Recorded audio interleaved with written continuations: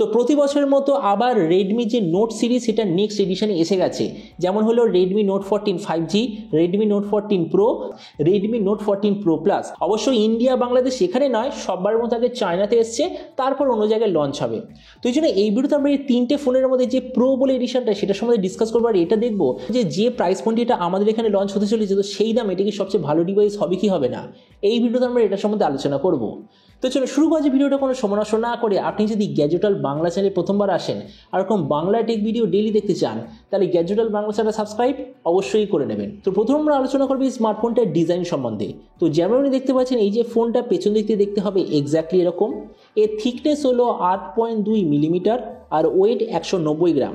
এর পেছন দিকের মেটেরিয়ালটা হয় আপনি পাবেন গ্লাস অথবা লেদারের ব্যাক কভার। মানে যদি আপনি দেখেন গ্লসি টাইপের তাহলে বুঝে যাবেন যে গ্লাস কভার, যদি দেখেন একটু ম্যাট ফিনিশ টাইপের তাহলে ওটা হলো লেদারের ব্যাক কভার। আর সাইডে আছে প্লাস্টিকের ফ্রেম। ডিসপ্লে দিক থেকে আপনি এতে পাবেন 6.67 inch 1.5K 120 hertz 10 bit curved AMOLED display, যার সঙ্গে 240 হার্জের টাচ সামলিং রেট, 1920 হার্জের পিডালিং ডিমিং রেট, 3000 নিটসের brightness, 20:9 aspect ratio, 94% screen to body ratio. Display সার্টিফিকেশনে আছে HDR10+ আর ডলবি ভিশন দুটো সার্টিফিকেশন, আর তার সঙ্গে গরিলা গ্লাস ভিক্টর জেনারেশন 2 এর প্রোটেকশন। তার মানে সোজা কথা বলতে গেলে যে প্রাইস পয়েন্টটা আসবে সেই হিসেবে ডিসপ্লেটা সত্যিই খুব ভালো। প্রসেসরের দিক থেকে এতে আপনি পাবেন Dimensity 7300 আলট্রা প্রসেসর, আর তার সঙ্গে রেডমিতে অর্ধেক কাছে একটা খুব ভালো কোয়ালিটির কুলিং সিস্টেম আপনি পাবেন।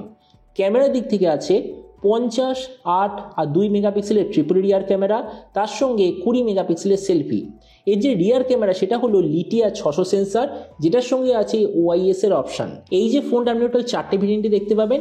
একটা হলো 8 128GB, দ্বিতীয়টা 8 256GB, তৃতীয়টা 12 256GB, চতুর্থটা 12 512GB। র্যামের কোয়ালিটিটা LPDDR4X, মেমোরিতে আছে UFS 2.2, যেটার সঙ্গে কোনো ধরনের ডেডিকেটেড SD কার্ড স্লট নেই। ব্যাটারিতে আছে 5500 mAh ব্যাটারির সঙ্গে 45 ওয়াটের চার্জার, আর কানেক্টিভিটি হলো USB Type-C। তো এবারই স্মার্টফোনের বাকি কিছু ফিচার বলতে গেলে এতে আপনি পাবেন Android 14 out of the box, কোনো ধরনের 3.5mm জ্যাক নেই, ডুয়েল স্পিকার যেটার সঙ্গে আছে ডলবি অ্যাটমসের certification, under display fingerprint sensor, আর IP69 এর ওয়াটার অ্যান্ড ডাস্ট প্রোটেকশন। আর এর OS আপডেট সাইকেলের দিক থেকে বলতে গেলে আমার মতে মনে হয় 2 বছরের মেজর OS আপডেট আর 3 বছরের সিকিউরিটি আপনি পেয়ে যাবেন, অথবা এটা হতে পারে যে হয়তো এতে আপনি 3 বছরের মেজর OS আপডেট আর 4 বছরের সিকিউরিটি আপনি পেয়ে যাবেন। তো এবার সবচেয়ে মেন জিনিস, ফোনটা কবে লঞ্চ হবে, কি দামে লঞ্চ হবে। তো দেখুন, এই যে স্মার্টফোনটা 1400 ইউয়ানে চায়না মার্কেটে লঞ্চ হয়েছে, তুই জন্য আমি এক্সপেক্ট করছি যে ইন্ডিয়ার মার্কেটে এটা লঞ্চ হওয়ার কথা 20 থেকে 22,000 টাকার মধ্যে, অবভিয়াসলি অফার নিয়ে।